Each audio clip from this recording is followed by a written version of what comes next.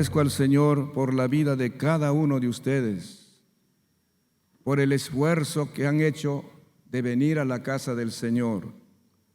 La Biblia siempre nos aconseja a esforzarnos. Usted no se ha equivocado al venir a este lugar, porque es un lugar donde puede encontrar lo que en ningún lugar pudo hallar nada favorable para su vida.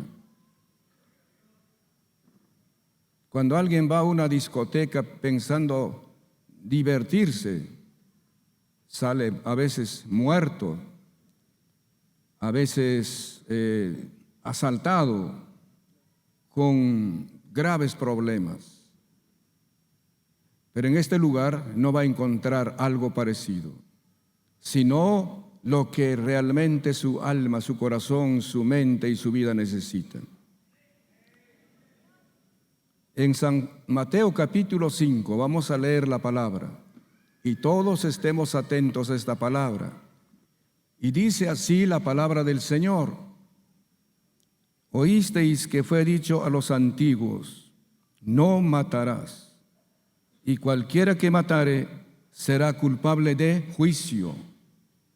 Pero yo os digo que cualquiera que se enoje contra su hermano será culpable de juicio, y cualquiera que diga necio a su hermano será culpable ante el concilio, y cualquiera que le diga fatuo quedará expuesto al infierno de fuego.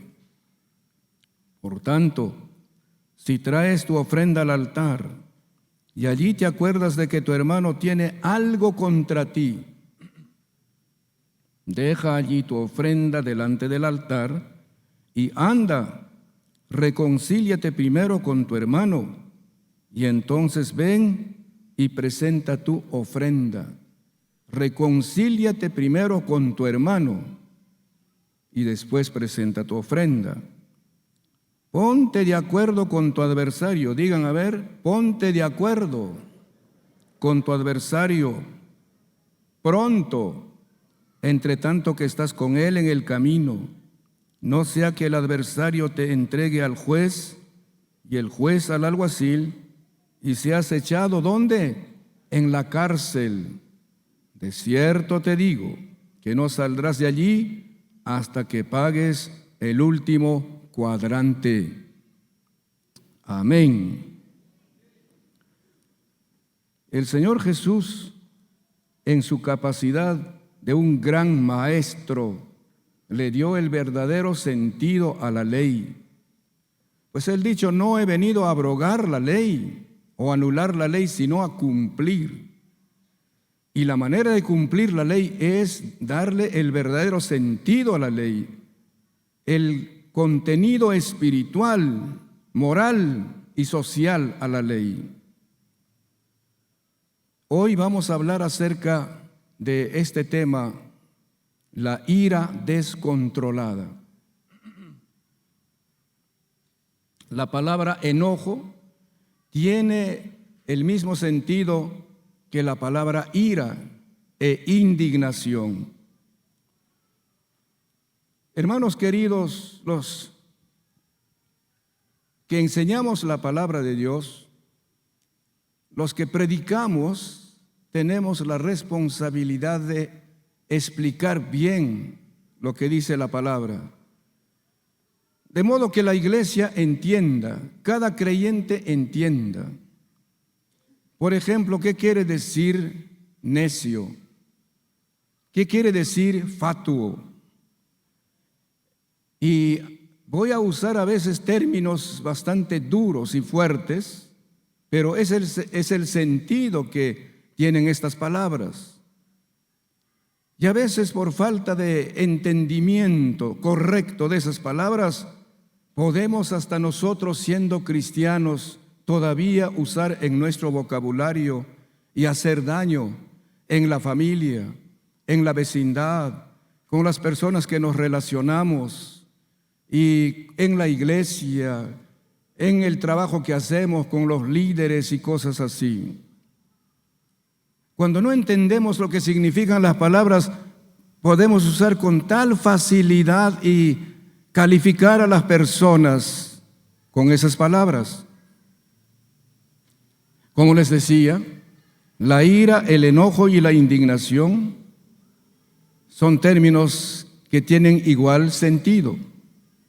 Son reacciones que comienzan con un desagrado, generalmente provocado por injurias, que se manifiestan muchas veces con agresiones verbales, con agresiones violentas, amenazas de venganza, gritos de desprecio, de maldición. Y lo peor es que hasta pueden todavía o podemos vernos tentados a usar estos adjetivos. Cuando el apóstol Pablo dice, ninguna palabra corrompida salga de vuestra boca, estaba pensando en esto, que todavía en el lenguaje de muchos cristianos en Éfeso estaban estas palabras. ¿Cuáles son esos adjetivos peyorativos? Lo voy a usar con cuidado y con respeto, pero es necesario entender.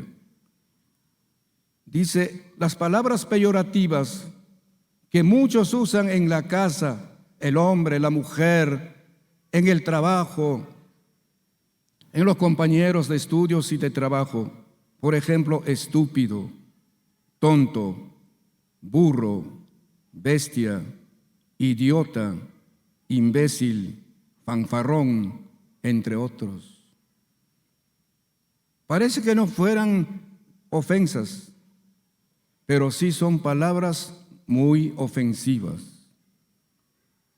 El Antiguo Testamento menciona que la ira motivada y atizada por la venganza, maldad, odio, enemistad, codicia y aborrecimiento llevan a la violencia y al crimen. Por todo comienza por esa reacción, por ese descontrol, por esa forma de ya expresarse. La ley condenaba cualquier acto violento de venganza llevado por la ira. Jesús le dio la verdadera interpretación a la ley, no matarás, y la aplicó a la relación social, a la relación fraternal, la relación familiar y también a la relación conyugal. En muchos matrimonios y familias todavía se usan palabras así o parecidas. Se ofenden, se agreden, se insultan, se dañan con palabras ofensivas.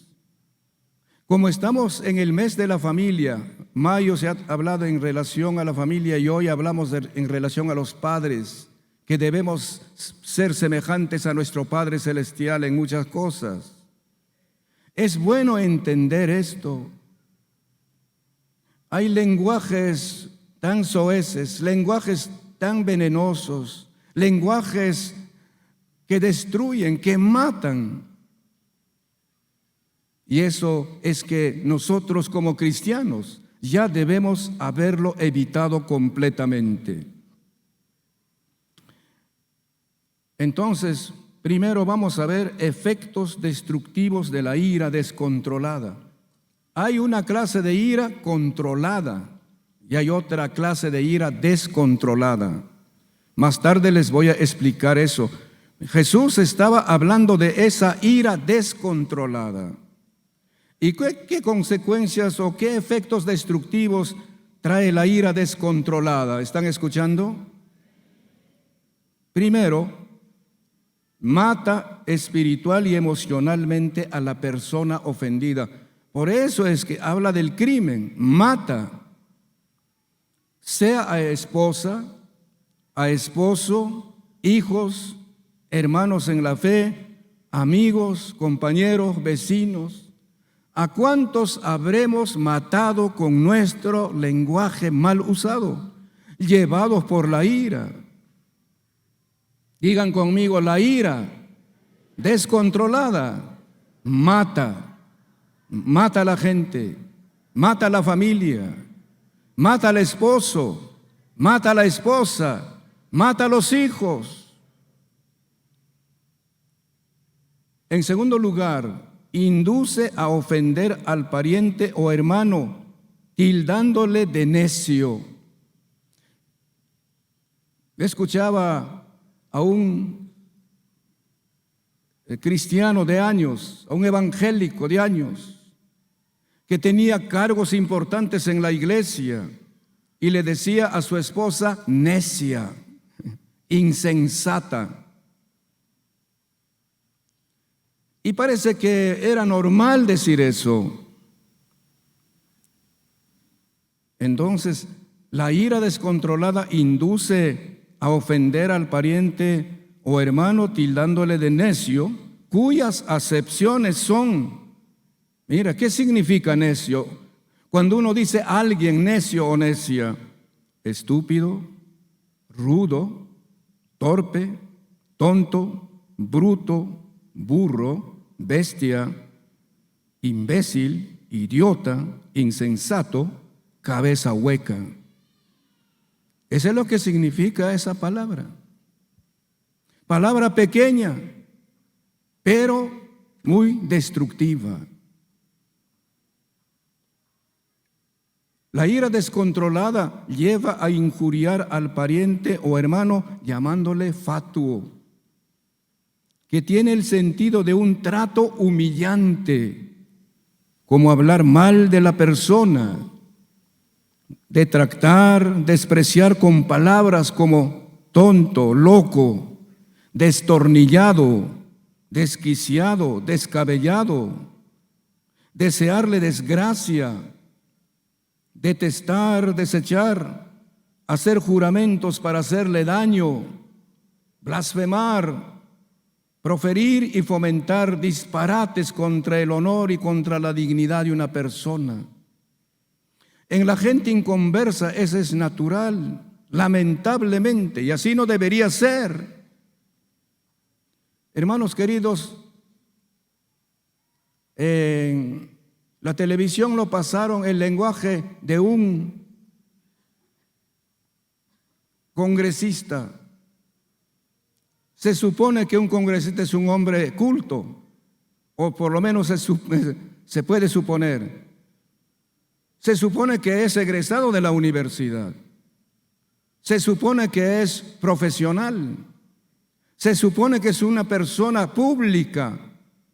Pero allí pasaron todas las cosas terribles que hablaba en contra de otra persona. Lo que aquí no se puede repetir. Palabras tan vulgares, tan soeces. Entonces, en la vida inconversa parece ser normal, parece ser natural eso. No sé si ustedes escucharon, si Andrés Manuel López Obrador, presidente de México, o uno de sus asesores, no sé quién, envió un video tan denigrante, tan ofensivo a la embajada de Perú en México. ¿Han escuchado eso? Se supone que un presidente debe ser un hombre culto, un hombre modelo en su manera de hablar, un embajador, un hombre honorable. Pero lamentablemente, como es inconverso, el Señor Jesús dijo, lo que hay en el corazón, eso sale por la boca. Y eso puede pasar todavía también con los cristianos. La ira descontrolada produce enemistad. El Señor usa el término adversario entre el ofensor y el ofendido.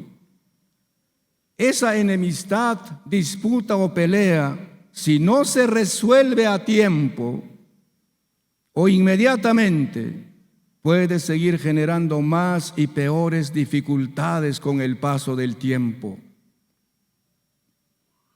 La ira descontrolada nos hace culpables y reos de juicio, tanto ante el tribunal humano, pero especialmente ante el tribunal divino. Nos hace culpables. seremos llamados a juicio por las malas palabras que hemos hablado. Dice en 2 Corintios 5:10, porque es necesario que todos nosotros comparezcamos ante el tribunal de Cristo, para que cada uno reciba lo que haya hecho mientras estaba en el cuerpo, sea bueno o sea malo. Y en Romanos 4:10 dice, ¿por qué? Pero tú, ¿por qué juzgas a tu hermano? ¿Por qué hablas mal de tu hermano? ¿Por qué hablas mal de tu esposa? ¿Por qué hablas mal de tu esposo, de tus hijos, de tus parientes? ¿Por qué hablas mal de tus hermanos en la fe? ¿Por qué hablas mal de tus líderes? ¿Por qué hablas mal de tus pastores? ¿Por qué? ¿Quién te paga por hablar mal de ellos? La respuesta es, porque todos compareceremos ante el tribunal de Cristo. Y el Señor Jesús dice, de toda palabra ociosa que los hombres hablen, de ellos darán cuenta a Dios. ¿Están escuchando? ¿Y cuáles son esas palabras ociosas? Esas palabras vulgares, esas palabras sucias, torpes, esas palabras hirientes, dañinas. La ira no arreglada, oportuna y fehacientemente anula la eficacia y el valor de nuestras ofrendas. Y más tarde vamos a hablar qué ofrendas. La ira no controlada ni arreglada con prontitud induce al pecado. Mucha gente llevado por la ira comete pecado. El apóstol Pablo dice, airaos. Claro, ninguno está libre de airarse. Dice, es posible que podamos airarnos, enojarnos. Pero luego dice, airaos, pero no pequéis. Digan conmigo, airaos, pero no pequéis. No se ponga el sol sobre vuestro enojo. No se acueste cargado con su enojo, irritado con su enojo, con su amargura. No se ponga el sol sobre vuestro enojo, ni deis lugar al diablo. Si mantienes tu ira y después de haber ofendido a alguien llevado por la ira y no has arreglado, das lugar al diablo, le abres la puerta, las ventanas y todo al diablo para que él empeore las cosas. La ira descontrolada puede incitar al asesinato o crimen, como fue el caso de Saúl, el rey de Israel, que llevado por la ira quiso matar a su propio hijo. Menos mal que solamente quiso matar, ahora matan, llevados por la ira. El hombre mata a la mujer mata al hombre, los padres matan al hijo, los hijos matan al padre, todo llevado por el enojo, por la ira. En 1 de Samuel 20, 30 al 33, habla de Saúl siendo rey. Dice la palabra, entonces se encendió la ira de Saúl contra Jonatán, su hijo, y le dijo, hijo de la perversa y rebelde, ¿acaso no sé yo que tú has elegido al hijo de Isaí para confusión tuya y para confusión de la vergüenza de tu madre? Porque todo el tiempo que el hijo de Isaí viviere sobre la tierra, ni tú estarás firme ni tu reino. Envía pues ahora y tráemelo, porque ha de morir. Quería la muerte de David. Y Jonatán respondió a su padre Saúl y le dijo, ¿por qué morirá? ¿Qué ha hecho? Entonces Saúl le arrojó una lanza para herirlo, para matarlo a su propio hijo. ¿De dónde entendió Jonatán que su padre estaba resuelto a matar a David? Llevado por la ira descontrolada, quiso matar a su propio hijo. Con la espada, con esa arma mortal. Pero nosotros, sin darnos cuenta, llevados por la ira, podemos matar a nuestros propios hijos, matar a nuestra propia esposa. Porque si le dices esas palabras que ya les he explicado, parecidas, estás matando espiritual y emocionalmente. La persona se siente tan ofendida, tan humillada, tan dañada y herida por esas palabras que uno habla. Por eso cuando uno se entrega al Señor, hasta nuestro lenguaje debe cambiar totalmente. Nuestros términos, los adjetivos que usamos en el mundo o que usábamos en el mundo deben ser totalmente diferentes. Así que esto y más puede hacer la ira descontrolada. Segundo, la ira descontrolada está sujeta a juicio, debe ser juzgado. Y el Señor Jesús habla de tres cosas en estos versículos. ¿Cómo es que llevados por la ira podemos cometer pecados que nos convierten en personas culpables y reos de juicio? Primero, el que se enoja contra su hermano. ¿Están escuchando? El que se enoja contra su hermano o contra su esposo, contra su esposa o contra sus hijos. En griego dice, hay dos palabras que describen la ira. Quiero que presten bastante atención. La primera palabra en griego es timos, que se compara con la llama que prende en la paja seca. Es la ira que se inflama rápidamente y que se consume con la misma rapidez. O sea, pasa rápido. Es una ira que surge deprisa y que también pasa deprisa. Es la clase de enojo que llama Pablo airaos. Claro que sí pueden airarse, claro que sí pueden enojarse, claro que sí pueden en algún momento sentirse molestos, indignados, pero cuidado que vayan más allá de eso, o sea, ya cometer pecado. Jesús ni Pablo, escuchen esto, ni Jesús ni Pablo condenan esta clase de ira fugaz y pasajera, pero que no hizo daño a nadie, porque a tiempo la ira fue controlada. Se dominó el hombre, se controló el hombre, se controló la mujer y no disparó. ¿Me está escuchando? Eso significa la palabra timos en griego, hablando de la ira. ¿Quién no se enoja en algún momento? ¿Quién no tiene rabia? ¿Quién no tiene enojo? Todos en algún momento nos enojamos, pero cosa diferente es que llevado por el enojo ya hagamos torpezas. Y la segunda palabra en griego es orgé. Esta palabra orgé describe como una ira que se hace inveterada. La palabra inveterada significa ira que no pasa rápido, ira duradera. Es la ira de larga duración. Es la ira de la persona que retiene su rabia y la abriga para mantenerla calentita. Es la ira que uno cultiva y no deja morir.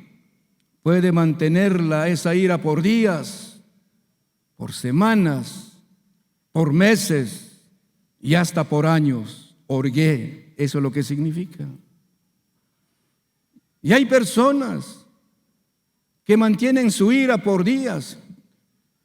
Esta mañana el Señor nos está haciendo una radiografía a nosotros, un examen, para que luego, si nosotros reconocemos, Él nos cure, nos sane de ese mal. ¿Cuántas veces nos hemos pasado con nuestro enojo y con nuestra ira todo el día? Días enteros, semanas, meses, sin querer hablar, sin querer saludar, sin atinar a hacer nada con esa persona con quien está airado, enojado. Tenemos que reconocer. esposos que no se hablan por días, esposos que comen molestos o que comen uno tras otro por turno por no verse, esposos que no duermen juntos por estar airados o duermen mal. Eso es natural en el mundo inconverso, pero entre nosotros los hijos de Dios, dice la palabra, no debe ponerse el sol sin que haya digerido su ira, sin que haya arreglado lo que llevado por la ira hizo una torpeza. Entonces, por esta condición, esta ira, orgé, es reo de juicio, y quienes la deben juzgar y condenar son el tribunal humano. El Señor dice allí, miren, si tienen su Biblia abierta, el versículo 2 dice, pero yo os digo que cualquiera que se enoje contra su hermano será culpable de juicio, y cualquiera que diga necio a su hermano será culpable ante el concilio. El concilio era una corte suprema de los judíos que tenían que juzgar toda controversia, todo delito, todo pecado, toda falta. Pero lo más justo y correcto es el tribunal de Cristo. Claro que ahora los jueces mismos hablan mal. ¿Qué juez nos va a hablar de las malas palabras que hablamos? Ellos mismos hablan mal. Más bien enseñan a hablar mal a la gente. Perdonen que les diga esto, hermanos queridos. ¿Qué abogado nos va a enseñar, si es inconverso, a hablar las cosas correctas y las cosas justas? Pero el tribunal de Cristo sí es justo.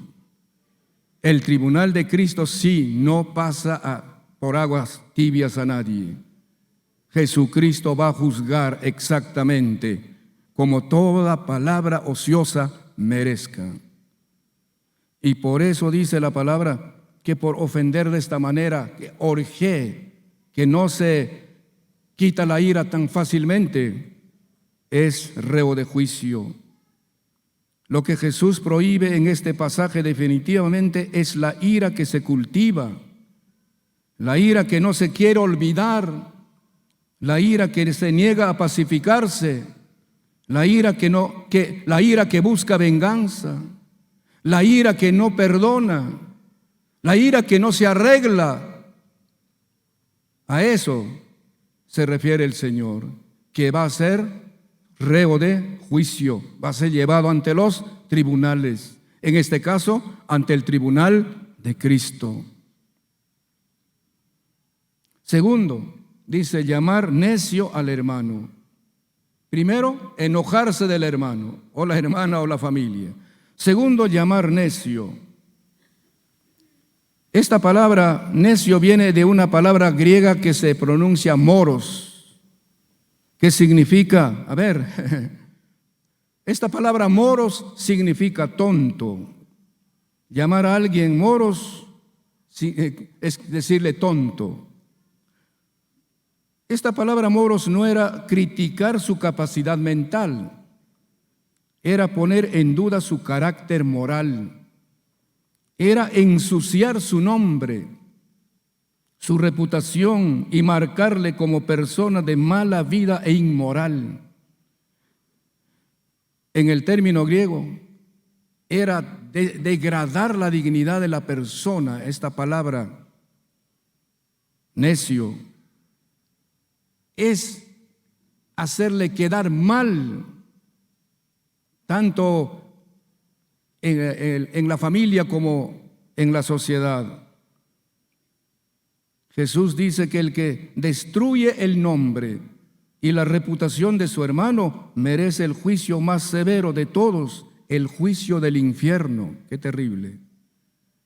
El juicio del infierno. Porque nadie está autorizado a denigrar, a malograr el nombre y la dignidad de una persona. Lo que la palabra del Señor nos enseña es que debemos amarnos unos a otros. Debemos respetarnos unos a otros. Debemos desear lo mejor para otros más que para nosotros. En tercer lugar, llamarle fatuo al hermano o a la familia. Esta palabra fatuo tiene el mismo sentido de maldecir o injuriar al hermano, que tiene el sentido de un trato nocivo como hablar mal de la persona, de tratar, despreciar con palabras, desearle una desgracia, detestar, desechar, hacer juramentos para hacerle daño, blasfemar y soltar disparates contra el honor y la dignidad de la persona. El pecado de desprecio, escuchen esto, porque de esta manera, con estos términos, se puede despreciar o se desprecia a las personas. El pecado de desprecio merece juicio más severo. El pecado de ira no controlada es un pecado terrible, malo. El desprecio es aún peor. No hay pecado que sea más contrario al Espíritu de Cristo que el desprecio al pariente o al hermano. Y hay personas que desprecian fácilmente por asuntos de raza. Perdonen que les diga esto. Si alguien nació y creció en Lima, desprecia al que nació y creció en la sierra. Desprecian por el asunto cultural o intelectual, porque tiene un título académico, desprecia al que no tiene ese título académico. Ese desprecio puede ser de carácter económico, por lo que tiene dinero al que no tiene dinero. Pero también despreciar a la mujer por ser hombre, porque se cree hombre, y cosas por el estilo. Jesús condena las palabras insultantes. Los maestros judíos prohibían la ira y estas palabras de desprecio e injurias. Ellos decían que si alguien ha hablado mal de su pariente o de su prójimo o de su hermano, lo ha apresado, lo tiene prisionero con esas palabras. Y tenían un dicho, escuchen lo que decían los judíos sobre el asunto de la ira descontrolada. 3 tipos de personas descienden a la Gehenna o al infierno, merecen el infierno. Esos 3 tipos de personas. Y de allí no podrán salir. Ese era el entendimiento de los judíos. Cuando ellos vayan al infierno, de allí no podrán salir. ¿Quiénes eran? Primero, el adúltero, el que engaña a su esposo o a su esposa. El adúltero, el infiel o la infiel. Segundo, el que avergüenza a su prójimo en público, sea con palabras o con escritos, y el que le pone a su prójimo un mote insultante. Ellos merecen el infierno eterno, decían los judíos, y allí no podrán salir. Y entonces el Señor en ese contexto habla, da esta enseñanza. Están igualmente prohibidas la ira del corazón. ¿Dónde está la ira? ¿Dónde se incuba la ira? ¿Dónde tiene raíz la ira? No es en las uñas, no es en los pies, es en el corazón. Pero también está prohibida la ira de las palabras. Condenable la ira de las palabras, o que la ira se ha expresado con palabras. Tercero, la ira descontrolada anula el valor de la ofrenda. Entonces, dice en el versículo 23, si tienen la Biblia abierta: por tanto, si traes tu ofrenda al altar y allí te acuerdas de que tu hermano tiene algo contra ti, ¿qué debe hacer? Si traes tu ofrenda al altar. Al referirse a la ofrenda, Jesús les hizo recordar a los judíos porque estaba hablando con los judíos. Un principio que ellos conocían muy bien y que nunca deberían olvidar. ¿Qué conocían ellos? La idea detrás de la ofrenda era muy sencilla. Si una persona hacía algo malo, con palabras, esa acción interrumpía su relación con Dios, rompía su relación con Dios. Y el sacrificio, o sea, el animal que llevaba como ofrenda para expiar su pecado, tenía la finalidad de restaurar esa relación rota. La ofrenda que los judíos presentaban en animal tenía la intención de restaurar esa relación rota. Es bueno notar dos cosas muy importantes en relación a esta ofrenda. Primero, nunca se creyó que el sacrificio pudiera expiar un pecado deliberado, que los judíos llamaban el pecado de una mano alzada, amenazante. Si una persona cometió un pecado sin darse cuenta o impulsado por un momento de pasión quebrantaba su dominio propio, el sacrificio, el animal que presentaba era eficaz, aceptado y eficaz. Pero si cometía un pecado deliberado, desafiante, insultante y con los ojos abiertos mostrando su enojo, entonces el sacrificio era impotente para expiar ese pecado. No se podía aceptar ese sacrificio. Dios no podía aceptar.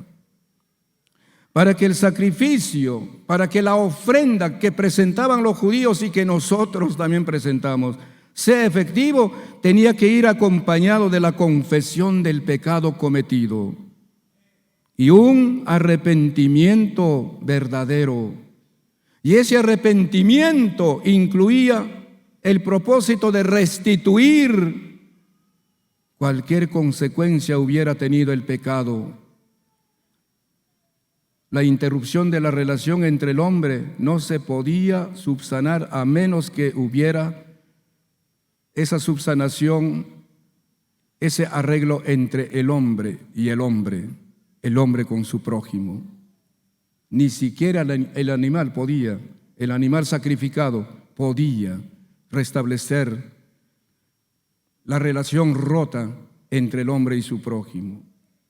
Si una persona estaba, por eso, escuchen esto, si una persona estaba presentando una ofrenda por el pecado, por ejemplo, para expiar un robo, se creía que la ofrenda era totalmente ineficaz o inválida hasta que se hubiese restituido la cosa robada.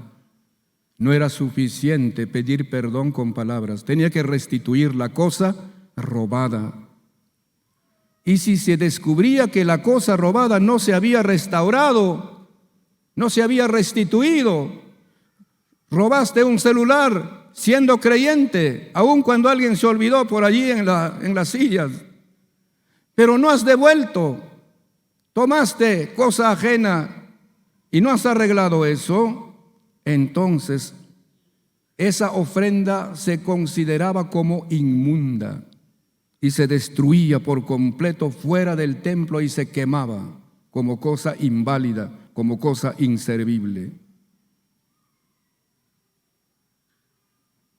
Cuando la víctima o el que daba su ofrenda estaba a punto de ser sacrificado, el animal estaba a punto de ser sacrificado, el oferente, escuchen, estaba ahí un cordero, estaba un becerro como ofrenda llevado al altar de Dios. El oferente ponía sus manos sobre la cabeza del animal, apretando bien hacia abajo como para transferir su culpa. Ahí estaba el animalito, y el que había hablado mal, el que había ofendido, ponía su mano sobre el animal y lo ajustaba para transferir su culpa en ese animal. Y luego declaraba esto, hacía esta confesión: te suplico, oh Dios, he pecado. Mientras ponía la mano en el animal, he pecado, he obrado perversamente, he sido rebelde, he cometido, y comenzaba toda una lista de pecados que tenía que declarar. He sido insolente, he sido borracho, he sido persona que no he podido controlar mi ira, he dañado, he ofendido. Tenía que tener toda una lista de lo que había cometido. Especificaba sus pecados. Y en ese momento, algunos de ellos lloraban, derramaban sus lágrimas sobre la cabeza del animal que estaba allí. Y por eso decía el que había cometido esas faltas: ahora, Señor, tómalo, este animal, en mi lugar, para que muera en mi lugar. Entonces, en base a ese arrepentimiento sincero, su ofrenda era aceptada. Le decía: Señor, a pesar de haber pecado de esta manera, me vuelvo a ti con arrepentimiento. Y este animal sea mi cobertura. Para que ese sacrificio fuera válido, la confesión y la restitución tenían que estar implicados. Por eso es que Zaqueo, cuando Jesús llegó a su casa, ¿se acuerdan lo que dijo Zaqueo? Puesto de pie, él dijo: Señor, he aquí la mitad de mis bienes doy a los pobres. Y si en algo he robado, he defraudado, a algunos se lo devuelvo cuadruplicado con todos los intereses. Esa es confesión sincera. Y por eso Jesús dijo: hoy ha venido la salvación a esta casa. En base a esa confesión, hoy ha venido el perdón de sus pecados. La sangre de Jesucristo tiene suficiente poder para limpiar todo pecado cuando hay una sincera confesión y arrepentimiento.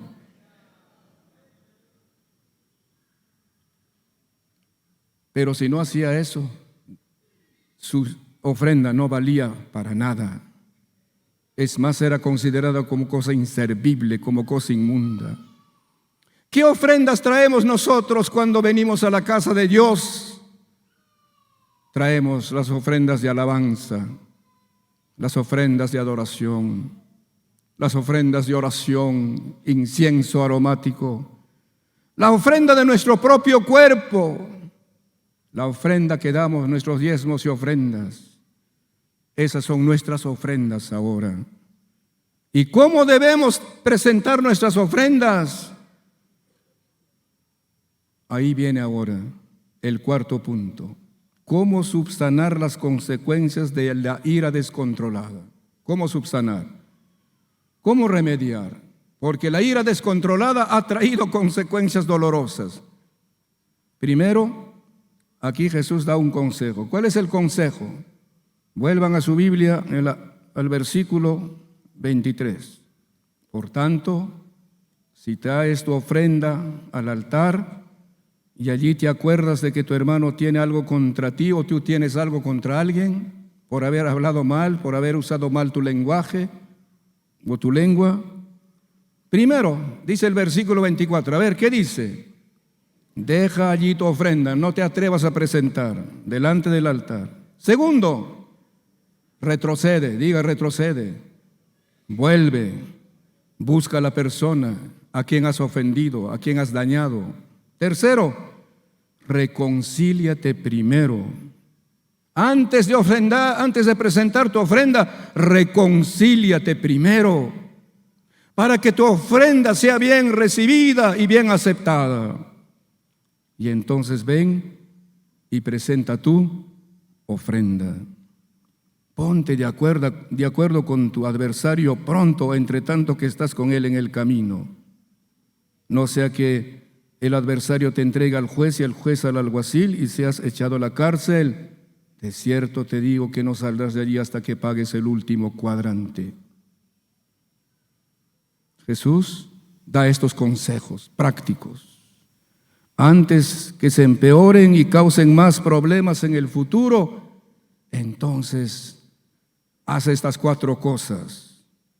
si al momento de poner sus manos sobre la víctima para transferir su culpa, se acordaba de que había roto su relación con su pariente o hermano por el mal que ha hecho, si su sacrificio ha de ser válido, debe hacer 4 cosas.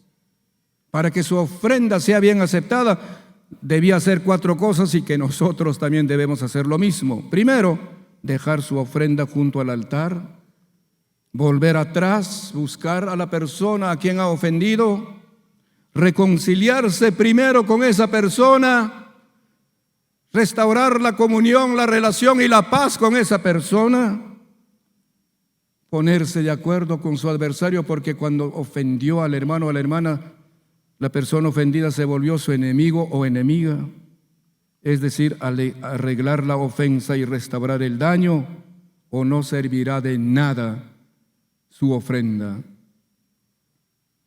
El Señor nos está haciendo un diagnóstico en esta mañana. ¿Cuántas veces hemos orado y hemos cantado enojados? Enojados quizás no aquí, pero traemos ese enojo de la casa, traemos ese enojo del trabajo, traemos el enojo de la calle, con esa ira que no se ha arreglado.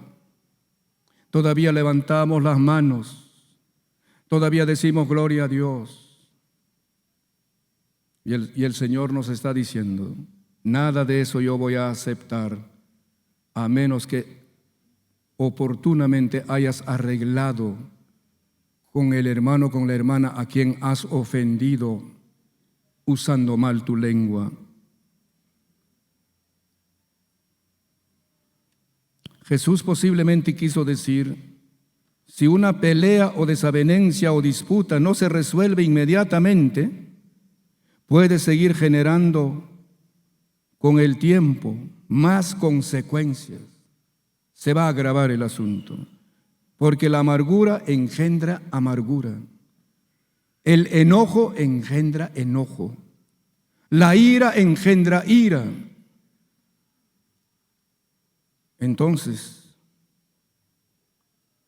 ha sucedido a menudo que una pelea entre 2 personas se ha transmitido a sus familias. Han comprometido a veces a los suegros, a los cuñados, y la han heredado generaciones futuras, hasta los hijos, hasta los nietos, y han acabado por dividir. La ira no arreglada ha dividido matrimonios, destruido matrimonios, ha destruido familias. Lamentablemente hasta ha destruido iglesias, ha destruido sociedades. Cuando no se arregla, eso es lo que hace la ira. ¿Me están escuchando? A veces justifica su ira pensando que tiene la razón, pensando que sí, sus motivos son justos. Cuando yo era joven, recién preparándome para el ministerio, visité a una iglesia donde había serios problemas. Y un grupo de hermanos que estaban contra el pastor se reunían ahí afuera, fuera del templo. Ahí estaban reunidos, planificando de qué manera podrían hacerle daño al pastor. Y cuando terminaba el culto, cuando el pastor o el que dirigía el culto estaba ya haciendo la oración despedida, irrumpían hasta los diáconos, lo empujaban, faltaban respeto y entraban adentro y gritaban, amenazaban, atacaban. Evangélicos, llevados por la ira, el enojo, la envidia, el odio, el rencor, y decían que eran evangélicos. Yo vi a ese pastor desplomarse desmayado y lo sacaban ahí en peso, desmayado. ¿Quiénes hacían eso? No eran inconversos, no eran borrachos. Lo hacían personas que, llamándose hermano, incubaban y abrigaban la ira en su corazón. cuando las relaciones personales se deterioran, si no arreglamos eso, es como una gangrena, con una infección que va a ir avanzando. Si alguna vez estamos enojados con alguien, hermanos queridos, debemos arreglar la situación sin pérdida de tiempo. Ponte de acuerdo con tu adversario pronto, reconcíliate pronto, que no pase el tiempo. Eso dice el Señor. Y hay que ser lo suficientemente humildes, sinceros, para confesar que nos hemos equivocado, que nos hemos extralimitado, hemos ofendido, hemos pecado delante de Dios. Confesar y pedir perdón, aún en el caso de que tengamos razón, pero él me ofendió o ella me ofendió, yo no tengo por qué ir a pedirle perdón. Esa es nuestra postura, ese es nuestro pensamiento, pero el Señor dice, si alguien te ha ofendido, anda, búscalo, aquel o aquella que te ofendió, porque no te sientes bien con esa carga, con esa culpabilidad, con esa conciencia que está remordida. Busca tú mismo. Búscalo, ahora que hay facilidades hasta por teléfono. Hay que ser suficientemente humildes para confesar que hemos pecado, nos hemos equivocado, hay que saber pedir perdón. Tenemos que dar el primer paso. ¿Cuántos de ustedes están dispuestos a dar el primer paso?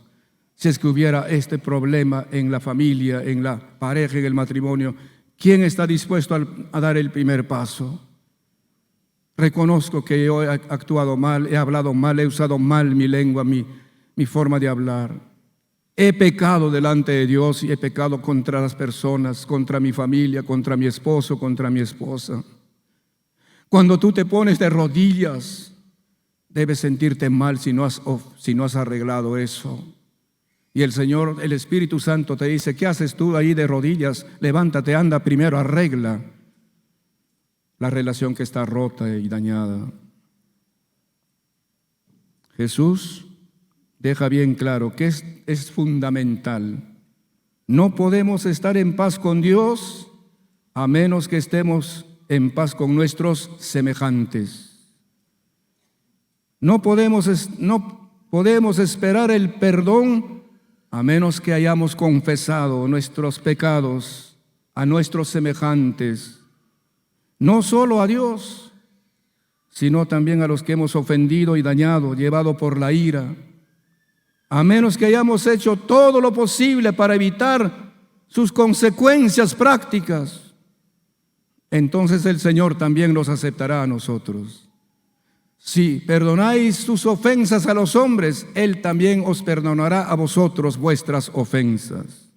Así dice en la oración del Padre Nuestro. A veces nos preguntamos, ¿por qué hay una barrera entre nosotros y Dios? ¿Por qué nuestras oraciones no tienen respuesta, no sirven para nada? Oro por días, oro por semanas, oro por ya no sé cuánto tiempo, no tengo respuesta. Y uno a veces le echa la culpa a Dios y dice, ¿por qué no me respondes?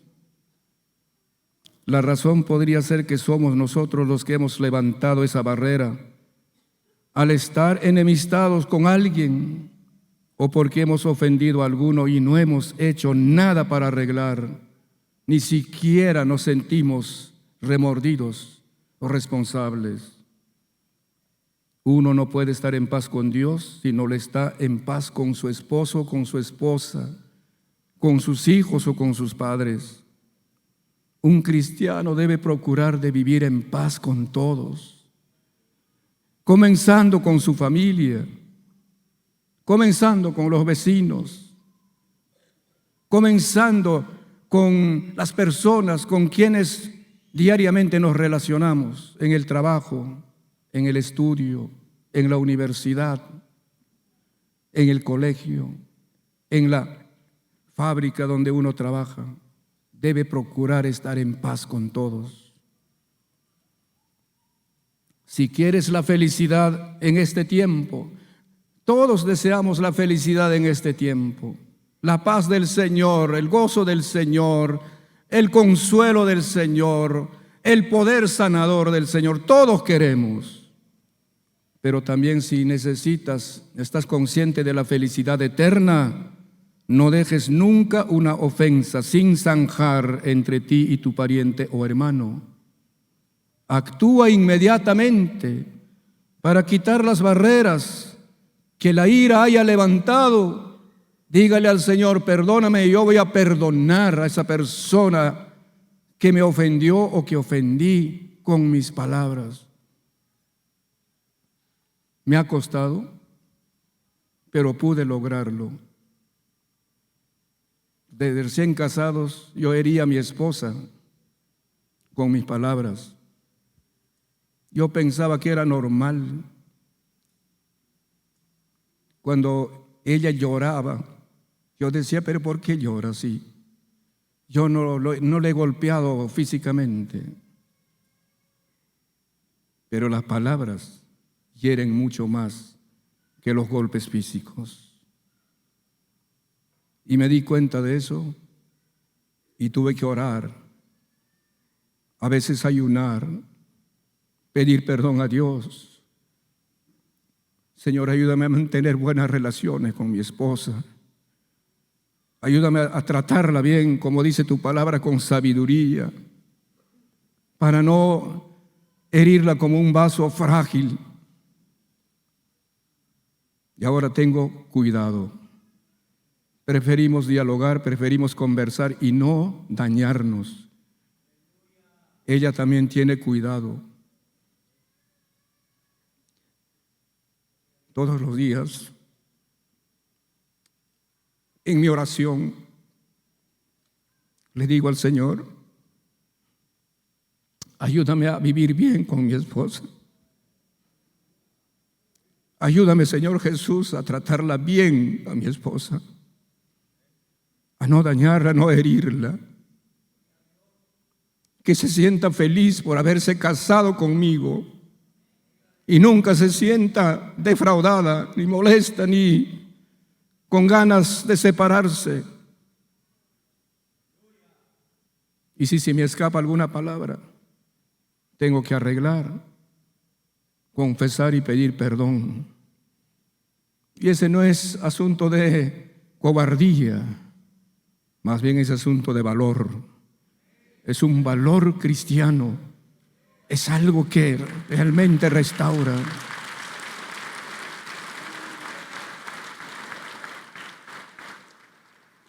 Si alguna palabra mía, inconsciente o conscientemente, les ofendió a algunos de ustedes, yo les pido perdón en el nombre de Jesús. Y si usted se me acerca y me dice: pastor, esa palabra o ese trato me ofendió, yo le voy a aceptar, ni le voy a rechazar, ni le voy a criticar, le voy a aceptar, porque me va a hacer un gran favor eso.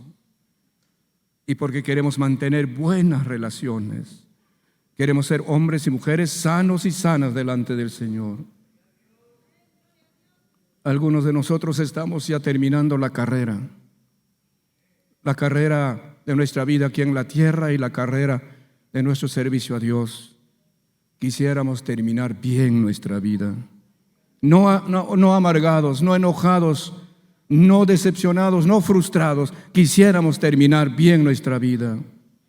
Pero a lo mejor mañana mismo se presente el final de la vida por algún problema, por algún accidente, lo que sea, un terremoto, no sé, que estemos preparados, que no mantengamos iras y enojos, resentimientos y amarguras en nuestro corazón, todo esté arreglado oportunamente.